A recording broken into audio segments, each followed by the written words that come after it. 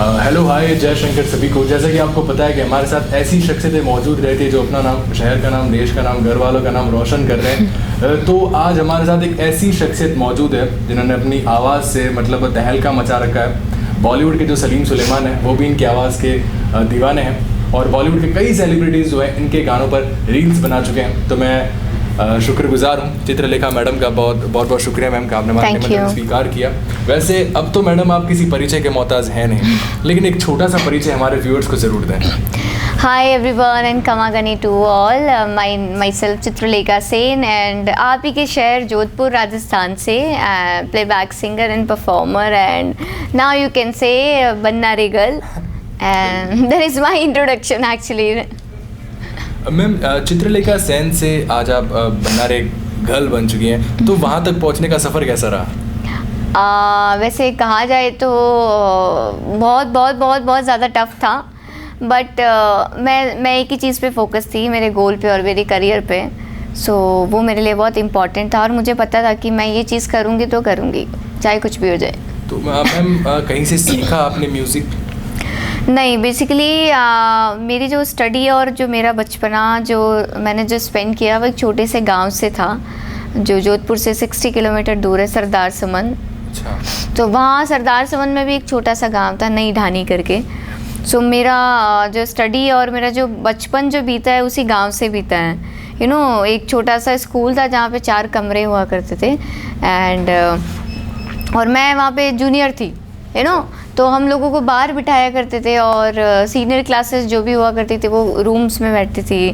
तो एक छोटे से गांव से पली बड़ी हूँ मैं। और रही बात सिंगिंग की, तो मैं मंदिर में बहुत जाके गाना गाती थी क्योंकि वो माइक लगता था और वो आवाज़ ऐसे गूंजती थी ना, तो शौक बचपन से ही था, बट पता नहीं था कि मेरा करियर यही होगा। मतलब मैंने जैसे कि आपने बताया कि पहले मंदिर में आपने भजन गाने वगैरह गाए, राइट। और हमने ये भी सुना है कि नेहा कक्कड़ जो है फेमस सिंगर, उन्होंने भी पहले मंदिर में बहुत जगराते किए। तो ये फेमस सिंगर बनने के लिए मंदिर में जगराते ज़रूरी है या ऐसा? नो। तो बेसिकली क्या हुआ कि विलेज के अंदर इतने हमको रास्ते नहीं मिलते थे ना। मुझे नहीं पता था कि मैं क्या बनूँगी। हमें यही सिखाया गया कि पढ़ना है, IAS ऑफिसर बनना है, RS ऑफिसर बनना है, पुलिस में भर्ती होना है, डॉक्टर बनना है, टीचर बनना है। सो बेसिकली मैं I am not a morning person right now. जो करंट सिचुएशन है, I am not a morning person. मैं 12-1 बजे उठती हूँ क्योंकि मैं रात भर काम करती हूँ, सोती हूँ। So that time in a childhood मैं 5 बजे 4 बजे उठ के मैं मंदिर चली जाती थी। कि पंडित जी वो माइक लगाएंगे and I am short heighted ना, तो बड़े बड़े फंक्शंस में वो माइक बहुत ऊपर हुआ करते थे। तो मैं फिर भी अंदर बीच में जाके गाने की ट्राई करती थी कि नहीं, माइक के सामने गाना है। तो ये सिलसिला बचपन से चालू था, बट ये नहीं पता था कि ये सब मेरा करियर बन जाएगा। जैसे अभी आपने कहा कि हमारे तो ये होता था कि IAS बनना है, RS बनना है, लेकिन अब आपको कैसा फील होता है जब IAS RS भी आपके फ़ैन है? सो एक छोटा सा ट्विस्ट बताऊंगी। सो मेरा एक चाइल्डहुड फ्रेंड है, he is RS officer right now. So हम लोग ऐसे बचपन में वैसा करते थे कि यार तू तो बहुत पढ़ाकू है। वो बोलता था कि नहीं तू तो बहुत पढ़ाकू। मैंने कहा नहीं यार, मेरे को तो हिंदी भी नहीं बोलनी आती है, क्योंकि विलेज के स्कूल्स में मारवाड़ी में ही बात करते थे हम लोग, है ना। और जो हिंदी में बात करता था वो ऐसे लगता था ओह माय गॉड, हिंदी में बात कर रहा है, वाह हो रहा था वो अंग्रेज़ आया है कोई, है ना, अंग्रेज़ी में बात कर रहा है। तो ऐसा एक माहौल था। जैसे कि अभी हाल ही में हमने आपकी स्टोरीज देखी जहाँ पे सलीम सुलेमान के साथ आपने कोई नया प्रोजेक्ट किया है। तो एक गांव से निकलने के बाद सलीम सुलेमान सर के साथ, जिनको हम अक्सर टीवी पे देखा करते हैं, यूट्यूब पे देख के उनके फैन हम बने थे, तो उनके साथ प्रोजेक्ट अभी आने वाला है, मे भी आएगा बहुत जल्दी, क्या पता नहीं क्या फ्यूचर। पर यहाँ मैंने एक स्टोरी शेयर करी थी तो उन्होंने रीपोस्ट किया उस स्टोरी को और मैंने उनको अपने बारे में बताया कि I am from Jodhpur Rajasthan. और उन्होंने भी काफ़ी ऐसे फोक गाने किए हैं जोधपुर से। So I am just trying my best कि क्या होता है क्या नहीं। तो आपको कब महसूस हुआ कि चलो यार अब गाँव से निकलते हैं और अब तहलका मचाना है, मतलब? सो बेसिकली जब मैं 8th बोर्ड जब मैंने पास आउट किया तो मेरी फैमिली ने बोला कि नहीं, अब विलेज की स्टडी बहुत हो गई है, सो इसको जोधपुर शिफ्ट होना चाहिए अभी। तो मुझे 9th और 10th में जोधपुर शिफ्ट कर दिया गया था और मेरे लिए बहुत ज़्यादा टफ था क्योंकि गांव से सडनली एक लड़की जोधपुर में जा रही है जिसको कुछ पता ही नहीं है ना कि क्या हिंदी क्या कुछ नहीं, ऐसी खूबसूरती को अपना लेते हैं। सो मेरे को एक गर्ल्स स्कूल में डाल दिया गया था और मेरे लिए बहुत ऑकवर्ड फील था। मैं बहुत ऑकवर्ड फील कर रही थी, सब हिंदी में बात कर रहे हैं, अंग्रेज़ी में बात कर रहे हैं। मैं 1 साल तक क्वाइट रही, बिल्कुल मैं किसी से बात नहीं करती थी, कोई फ्रेंड्स नहीं था। और बचपन में गाँवों में वो लड़कों के साथ क्रिकेट खेलना, मस्ती करना और सडनली गर्ल्स स्कूल में डालना मेरे लिए बहुत वो हो गया था। मैं कैसे बात करूँ इतने सारे लोगों से, और सब हाई स्टैंडर्ड लोग हिंदी में बात कर रहे थे, अंग्रेज़ी में बात कर रहे थे, तो मेरे लिए बहुत वो हो गया। मैंने कहा मुझे कहाँ आप लेके आ गए हैं, मेरे को नहीं रहना इधर। बट नहीं, मेरे को कुछ करना था। तो मैंने 10th क्लास में, मैं 10th में आई और एक सडनली एक दिन कुछ नहीं, मेरी class teacher I and she told me कि आज मन नहीं पढ़ाने का, कुछ एंटरटेनमेंट है ना। सो मेरी एक क्लासमेट थी, उसने बोला कि चित्रा बहुत अच्छा गाती है,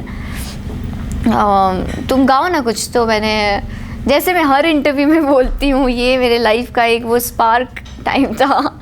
आई वॉज सिंगिंग हमें तुमसे प्यार कितना ये तुम नहीं जानते, मगर जी नहीं सकते तुम्हारे बिना। I was singing that part and सब लोग तालियां बजा रहे थे। सो मैंने कहा, मतलब ताली बजाने का सोच रहा था, लेकिन आपसे नजर हटे तो मैं ताली बजाऊं। So I was like that, my God, मेरे लिए तालियां बजी है ना, कुछ करना है। पढ़ाई तो कर ली, मैं बहुत पढ़ाकू थी। अच्छा। मैंने 8th क्लास तक किसी को फर्स्ट नहीं आ रहे थे। ऐसा होता है ना कि मतलब जो पढ़ाकू नहीं होते ना, फिर उनको इस फील्ड में जाने की जरूरत होती है कि यार पढ़ाई तो अपने होनी है नहीं, तो चलो नहीं कर ले। मैं 8th क्लास तक बहुत पढ़ाकू थी, 9th में आने के बाद थोड़ा डाउन हुई, 10th में आने के बाद म्यूज़िक का भूत चढ़ा। घर वालों ने बहुत डांटा, फैमिली कजिन्स ने बहुत डांटा, क्या करेगी, बिगड़ जाएगी, पढ़ाई नहीं करी, 10th बोर्ड में पास होना है, कैसे होगा क्या होगा। और 10th में स्पेशली म्यूज़िक स्टार्ट हुआ था, सो मेरे ऊपर बहुत प्रेशर था और मुझे वो एक कीड़ा लग चुका था कि मुझे किसी ने बोला कि अच्छा गा रही हो तुम, you should try in singing. और 11th में आ गई मैं और अच्छे मार्क्स भी आ गए मेरे 10th में। लोग सरप्राइज थे कि मैं सिंगिंग भी कर रही हूँ और पढ़ाई भी कर रही हूँ। तो फिर मैंने कंपटीशन में पार्ट लेना स्टार्ट कर दिया जोधपुर में। सीखने के लिए मैं बहुत लोगों के पास गई, बट किसी ने रिस्पॉन्स नहीं दिया। आज तो फिर उनके मैसेज आते होंगे ना कि यार चल मेरा नाम ले ले यार, मुझसे सीखा है तूने। नहीं, सो मैंने बहुत लोगों को बोला मुझे सिखा दो, ये कर दो, बट किसी ने सिखाया नहीं। जोधपुर में तो नहीं किसी ने सिखाया, मैं बहुत जगह गई, आई डोंट वांट टू से एनी नेम। एंड उसके बाद फिर मैंने कंपटीशन में पार्ट लिया। चलो ठीक है, मेरे को क्लासिकल नहीं गाना आता है, सेमी क्लासिकल भी नहीं गाना आता, तो मैं नॉर्मल सिंगिंग करूँगी यार। सिंगिंग में ज़रूरी नहीं कि हरकतें लगाओ, है ना, ताने गाओ। अगर आप एक चीज़ फील से भी गा लो तो वो एक म्यूज़िक होता है। सो मैं कंपटीशन में गाती थी, कैसी पहेली है ये, कैसी पहेली जिंदगानी, और लोग गाते थे सत्यम शिवम सुंदरम। तो मेरे को ऐसा फील होता था कि मैं तो फिर हार ही जाऊंगी, क्योंकि लोग वो ना फिर उनको वो अलग लेवल पे ले जाते हैं ना। राइट, वो लोग गा रहे सत्यम शिवम एक रात और मेरा, मैं गा रही हूँ एक कैसी पहले जिंदगी। मैंने कहा मैं तो जीतने से रही नहीं। गानों में जो हरकतें लेते हैं ना, उन्हीं हरकतों से हम परेशान होते हैं। क्या हरकतें इनकी कि लाइक ऐसा लगता था कि मैं कहाँ, और मैं बहुत ट्राई कर रही थी कि यार कुछ करना है, कोई बात नहीं। देन फाइनली एक टाइम आया जब मैंने राइजिंग स्टार में पार्ट लिया। सो मेरा राइजिंग स्टार में मेरी पहली सिंगिंग थी, लाइक मेरा जो पहला गाना था जिसमें मैं सेलेक्ट हुई थी, सच कह रहा है दीवाना, ये गाया मैं नेक्स्ट राउंड में चली गई। नेक्स्ट राउंड के लिए फिर मुझे बोला गया कि कुछ आपको कुछ और गाना चाहिए, तो मैंने फिर कैसी पहले गाया क्योंकि मुझे कुछ आता ही नहीं था। तो फिर मैंने मैं और नेक्स्ट राउंड में चली गई। सो फाइनली मेरा जो ग्रैंड फिनाले आया, सो मैं बहुत कंफ्यूज्ड हो गई, मैं क्या गाऊँ क्या नहीं करूँ। सो मैंने सलमा आगे जगह एक गाना गाया, फ़ज़ा भी है जवा जवा। कौन सा? फ़ज़ा भी है जवा जवा, हवा भी है रवा रवा, सुना रहा है समा, सुनी सुनी सी रास्ता, फजा भी है जवा जवा, और मैं वो जीत गई। सो मैंने कहा ये क्या हो गया, बैठे दिल भी जीत रहे हैं तो वो तो बहुत छोटी बात है। सो जजेस ने बोला कि इम्पॉर्टेंट होता है आप सुर में गा रहे हो, फील में गा रहे हो, ताल में गा रहे हो। तो मुझे थोड़ा कॉन्फिडेंट आया कि यार चलो तो ठीक है, नहीं। और बहुत सारे प्राइज़ मिले थे। और मेरे लिए बर्डन क्यों था, बिकॉज मेरी मॉम हॉस्पिटलाइज थी वो टाइम पे जब मैं फाइनल दे रही थी। तो मैंने मम्मा को पूछा मैं जाऊँ या नहीं जाऊँ। मम्मा ने बोला नहीं तू जीत के आना। मैंने कहा कैसे जीतूंगी इतना सिंपल गाना गा के। बोला जो होगा देखा जाएगा, तू जा। और घर वाले गालियाँ बोल रहे थे कि ना मम्मा तो हॉस्पिटल में एडमिट और मैं गाना गाने जा रही हूँ। तो वो बहुत बड़ा इशू क्रिएट हो गया, बट मैं जीत गई वो टाइम पे। और जोधपुर में बहुत सारे आर्टिकल्स आ रहे हैं ना, पत्रिका भास्कर में, वो लोग बड़ा ह्यूज हो गया, बहुत मेरे फोटोज़ आ रहे हैं। सो एक वो मेरे लिए वो एक स्पार्क टाइम था। तो अक्सर ऐसा होता है कि जो छोटे गांव से आपने, जैसे कि हम वहाँ से आए, तो सपोर्ट करने वाले कम और टांग खींचने वाले बहुत ज़्यादा होते हैं। गाँव में नहीं, हमारे इधर जोधपुर में भी बहुत होता है ऐसे, सपोर्ट कम करेंगे और टांग खींचने वाले ज़्यादा होंगे। लेकिन अगर हम किसी एक मंजिल, एक मुकाम तक पहुँचेंगे तो वहीं जो टांग खींचने वाले वहीं आकर गले मिलेंगे। तो ऐसा कुछ आपके साथ वाकया हुआ था? उन्होंने टांग खींची, उन्होंने आके फिर सेल्फी वाला कुछ? वो तो हर जगह का है, it's not about Jodhpur, everywhere. ये मैंने सब जगह फील किया है। सो स्पेशली मुझे तो सपोर्ट करने वाले बहुत कम लोग थे ही नहीं मतलब घर से कोई सपोर्ट? हाँ, मेरी फैमिली से मुझे बहुत सपोर्ट मिला, मेरे मॉम से मुझे बहुत सपोर्ट मिला, बहुत ज़्यादा सपोर्ट। और still she is struggling for me. मतलब वो अभी भी मेरे लिए इतना सुनती है ना, इतना कुछ होने के बाद भी। अब क्या सुनना है? अब तो ये सुनना होगा ना कि यार बेटी ने तो मतलब तहलका मचाया है। हाँ, अभी शी इज़ हैप्पी नाउ कि चलो कुछ बहुत अच्छा हो रहा है, गाना वायरल हो गया, लोग आके बोल रहे हैं कि अरे माधुरी दीक्षित ने बनाया है वो ये वो। तो शी इज़ हैप्पी नाउ मेरी साइड से तो। But still she is struggling because I am not married और आई बिलोंग टू जोधपुर। सो ऐसा होता है कि आपकी शादी नहीं हुई ना? काश मेरी सगाई नहीं हुई होती। सो ऐसा हो गया कि सब कुछ हो गया, बस शादी नहीं हुई ना अभी तक। वो नहीं लगता ऐसा कि यार लड़की बड़ी हो गई अब शादी? हाँ, तो वैसा सीन था। बहुत ज़्यादा बड़ी हो चुकी है अब तो। सो मेरे मॉम ने और मेरे घर वालों ने, मेरे भाभी, मेरे भैया, मेरे डैड ने बहुत स्ट्रगल किया है अच्छा, मेरे लिए। या मुझे मैं इनसे फ्लर्ट कर रहा हूँ तो मुझे माफ़ करना। सो ऐसा है कि फैमिली ने मुझे ऐसे रखा है कि कुछ भी होता है तो हाँ।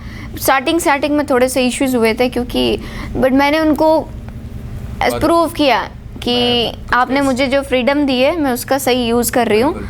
और मैंने मेरी फैमिली से कुछ नहीं छुपाया है। जो मेरी लाइफ में कुछ भी होता है मैं उनको बताती हूँ कि ये हो रहा है। तभी आप फ़ोन करके बताएंगे ना कि मतलब बदमाश सा लड़का आया था, फ्लर्ट करके गया इंटरव्यू के नाम या नहीं, वैसा एक सवाल मेरा ही है ये सवाल कि मतलब इतने लेवल तक पहुंचने के लिए खूबसूरत होना ज़रूरी है, आवाज़ का खूबसूरत होना ज़रूरी है? हाँ, ये एक बहुत ट्रिकी क्वेश्चन है। So I was not good looking at all, I was very dumb. कौन मतलब ऐसी बातें करेगा आप खूबसूरत नहीं है? नो, मैंने बहुत सुना है मेरे लिए कि मैं शॉर्ट हाइटेड हूँ एंड बहुत डम हूँ, कुछ नहीं आता है, बोलना तो आता ही नहीं, क्या करेगी, है ना? बातें कर ली हमने। और अंग्रेज़ी बोलना तो बहुत दूर की बात है, हिंदी भी बोलना नहीं आता था। सो मुझसे बहुत कम लोग बात करते थे और जो बात करते थे पता नहीं क्यों बात करते थे, तो उनमें से भी मुझे वो फेक वाइब आती थी कि ना वो मुझसे बात कर रहे थे, दिल से कर रहा हूँ फेक कि उसका कोई रीज़न पता नहीं क्यों बात कर रहे हैं मुझसे। मुझे लोग पार्टीज़ में बाहर क्यों नहीं लेके जाते हैं, मुझे इनवाइट क्यों नहीं करते लोग, क्योंकि I am not good looking, मुझे बात करना नहीं आता है। तो मैं इन सब चीज़ों को लेकर बहुत अपसेट होती थी। फिर लोगों ने मुझे बोला कि क्या आवाज़ काम आएगी, आवाज़ ही काम आती है आखिर में, गुड लुकिंग होना is not important. But right now मैं लोगों को ये बोलूँगी कि खुद के लिए अच्छा दिखो, लोगों के लिए नहीं। अगर आप जब खुद आप प्रेजेंटेबल रहोगे, अच्छे लगोगे, तो आपके खुद के अंदर एक पॉजिटिविटी आएगी और वो पॉजिटिविटी लोगों को ट्रैक करेगी। सो इम्पॉर्टेंट है आपका गुड लुकिंग रहना भी, आपका अच्छा रहना, प्रेजेंटेबल रहना भी। खुद के लिए गुड लुकिंग रहना अच्छा है। या लाइक आप खुद से प्यार करो तो लोग आपसे प्यार करेंगे। कि हमने आपके अभी जो 2-3 गाने आपके बहुत गिनन दहल के मचाए, उसके बाद अगला क्या प्रोजेक्ट है आपके साथ? काफ़ी सारे प्रोजेक्ट है अभी। अब मैं सिर्फ राजस्थानी सॉन्ग्स पे फोकस कर रही हूँ और काफ़ी अलग अलग आर्टिस्ट के साथ मैं प्लान कर रही हूँ। और मेरा एक प्लान है कि राजस्थानी म्यूज़िक जो है, जो लोगों ने इमेजिन किया नहीं था, लोगों को यही पता था कि केसरिया बालम एक ही गाना है, घूमर और केसरिया बालम नहीं, बहुत सारे ऐसे गाने हैं जो लोगों ने अभी तक सुने ही नहीं है। और वो गाने मैं रिप्रेजेंट करूँगी वापस लोगों के सामने, जैसे बन्ना रे, ओजरे दीवाना, बीटी मारी सोनेरी जैसे आए गाने। तो ऐसे और भी नए नए क्रिएशंस के साथ और भी गाने बहुत सारे आने वाले हैं। मतलब बहुत मज़ा आने वाला है फिर फ्यूचर में। जो सिंगर्स होते हैं उनका सपना होता है कि कहीं ना कहीं एक जो बॉलीवुड सेलिब्रिटी उनकी आवाज़ बना जाए। तो आपका ऐसा कुछ है सपना कि हाँ, ये जो बॉलीवुड सेलिब्रिटी है मैं इसकी बहुत बड़ी फ़ैन हूँ और मुझे इसकी आवाज़ देने का मौका मिले, इसके लिए गाने का मौका मिले, तो वो कौन है? वैसे तो ऐसा कोई सपना मैंने देखा नहीं था, trust me, I am sorry, but या बहुत सारे ऐसे आर्टिस्ट हैं जिनके प्रोजेक्ट्स में मुझे गाना है, like you know Salman sir, Shahrukh Khan and बहुत सारे और भी ऐसे आर्टिस्ट हैं जिनके लिए मुझे ना आई वांट कि यार इनकी मूवी में एक गाना आ जाए, है ना। वैसे ऐसा अभी कोई इच्छा रही नहीं है ऐसी, इतने साल स्ट्रगल करने के बाद जब खुद से कुछ किया है तो वो इतना ग्रो हुआ है। सो अभी ऐसा लगता है कि नहीं यार, मैं ही फीचर्ड होंगी वीडियोस में और मैं ही गाऊंगी खुद के लिए, दैट्स इट। तो जब आपने बताया कि आपकी माता जी अभी भी आपके लिए स्ट्रगल कर रही है, तो जब मम्मी को पता चला कि आपने जो वो गाना था उसकी रील माधुरी दीक्षित ने बनाई है, तो कैसा फील हुआ था उनको? उन्होंने तो वो गली में जाके सबको बोल दिया, अरे सबको भेज दिया, ब्रॉडकास्ट कर दिया कि वो माधुरी दीक्षित ने रील बनाई है। एंड आई वाज स्लीपिंग, पास में किसी ने आके बोला और मुझे टैग्स आ रहे, मैसेज आ रहे यार माधुरी दीक्षित ने बनाया ये वो ब्ला ब्ला। मैंने कहा यार ठीक है, हो गया, कोई बात नहीं, ऐसा हो रहा था मुझे। हाँ तो ठीक है, बना दिया। But after that video song global hit गया एंड माधुरी मैम के रील पे 100 मिलियंस ऑलरेडी हो चुके हैं, अभी पता नहीं कितने और उससे भी ज़्यादा है। Then after Madhuri ma'am videos, my Instagram and my Facebook and my YouTube got verified as a artist account, yeah. So I was happy कि चलो ठीक है, मज़ा आ रहा है, खुद के दम पे किया है। हाँ, वैसे खुशी इसी बात की होती है कि मतलब जो भी हासिल किया खुद के दम पे किया। मैं अपने व्यूअर्स को बताना चाहूँगा कि मैंने मैम को मैसेज किया था इंस्टाग्राम पे और इंटरव्यू के लिए, तो मैडम ने वही किया जो सारी लड़कियां मेरे साथ करती है, इग्नोर किया था। वैसे इग्नोर नहीं किया था क्योंकि मैडम के पास बहुत सारे मैसेजेस आते हैं, ये तो जोक्स अपार्ट था, बहुत से ऐसे या मुझे एक्चुअली इंटरव्यूज़ के बहुत सारे मैसेजेस आ गए थे। So I was talking to my manager कि किस किस के साथ कब क्या इंटरव्यू करना है, तो इस साइड की टेक योर टाइम और आराम से सबके साथ इंटरव्यू करो। मैम वैसे मुझे बात करके बहुत अच्छा लग रहा है और मैं तो यही चाह रहा हूँ कि नज़रें हटे नहीं हैं आपसे, आपको पता नहीं चले। नहीं, बाकी आप बहुत खूबसूरत है और आवाज़ उससे कहीं ज़्यादा खूबसूरत है आपकी। वैसे हमारी समय सीमा रहती है और लास्ट में आखिर में जो मेहमान आते हैं उनसे कुछ सवाल ये होते हैं हमारे कि जो लेडीज़, जो गर्ल्स, जो बहनें हमारी देखेंगे इस इंटरव्यू को, उनके लिए कोई मोटिवेशनल मैसेज देना चाहेंगे आप? हाँ, यही बोलूँगी कि ब्रो, लड़कियाँ हैं हम लोग, लड़कियों के लिए बहुत सारी रूमर्स होते हैं और बहुत नेगेटिविटीज़ आती है स्टार्टिंग में। But if you are not wrong, अगर आप कुछ गलत नहीं कर रहे हो तो आप अपने करियर पे फोकस करो, क्योंकि बोलने वाले लोग तो बहुत आएंगे, टांग खींचने वाले लोग सबसे पहले आएंगे। यू नो, आप जोधपुर की बात नहीं है, कहीं पे भी चले जाओ लोग टांग खींचेंगे। इफ़ यू आर गर्ल, जैसे कि मैं 2-3 लड़कों के साथ खड़ी हूँ, मैंने ये फेस किया है। लोग बोलते थे ये लड़कों के साथ घूम रही है, ये मुंबई में अकेली रह रही है, ये इधर उधर अकेले ट्रैवल कर रही है, पता नहीं क्या करती होगी क्या नहीं करती होगी। बट मेरा फोकस मेरे गोल पे था, मुझे पता है कि आई एम नॉट रॉन्ग और मैं अपनी फैमिली से सारी बातें शेयर करती हूँ, तो मेरी फैमिली को सब पता है, मुझे लोगों को एक्सप्लेन करने की ज़रूरत नहीं है। घर वालों को कर दिया इतना बहुत है। हाँ, दैट्स इट। हाँ, मुझे उन्होंने पैदा किया है, मुझे उनको बताने का हक है, मैं उनको बताती हूँ। सो अपने करियर पे फोकस करना है, क्योंकि लड़कियों के लिए सबसे ज़्यादा रूमर्स सबसे पहले आते हैं। लड़का डूड बन जाता है, लड़का हैंडसम बॉय बन जाता है, फिर लड़कियों को कोई हैंडसम और डूड नहीं बोलेगा, लड़कियों को रूमर्स फेस करने ही पड़ेंगे। और अगर आप सही हो तो अपने करियर पे फोकस करो, बाकी ये सब चीज़ें आती जाती रहेगी। बिल्कुल सही कहा है मैडम ने कि देखो लड़कियों के बारे में बहुत सारे ऐसे र्यूमर्स फैलाए जाते हैं कि देखो अकेली रहती है, अकेले जा रही है, लेट नाइट बाहर से आ रही है, क्या है क्या नहीं है।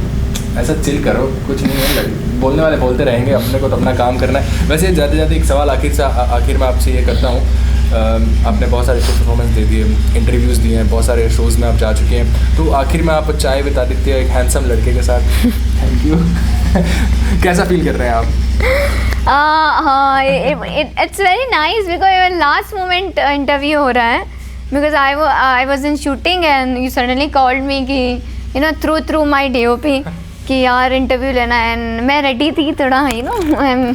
वैसे आप रेडी नहीं रहते, आप खूबसूरती दिखते हमें मुंह धो के। मैंने सच में मैंने जैसे ही सर ने बताया ना कि इंटरव्यू होने वाला, आप जल्दी आ जाओ, मैंने कहा सर मुझे 1-1.5 घंटा लगेगा कि क्यों, मैं पहले सैलून फेशियल करवाऊंगा, मैडम के साथ बैठना है मुझे। नो सो मैं मतलब मेरे को ऐसा लगा कि मैं रेडी हूँ, तो उनको बोलो कि आप अभी आ जाओ, क्योंकि कल का प्लान्स मुझे नहीं पता क्या होने वाला, कॉल आ जाएगा कि ये करना है वो करना है। सो मैं ना आप बोलते ना मैं जैसलमेर दौड़ता आता। ये ज़्यादा हो गया।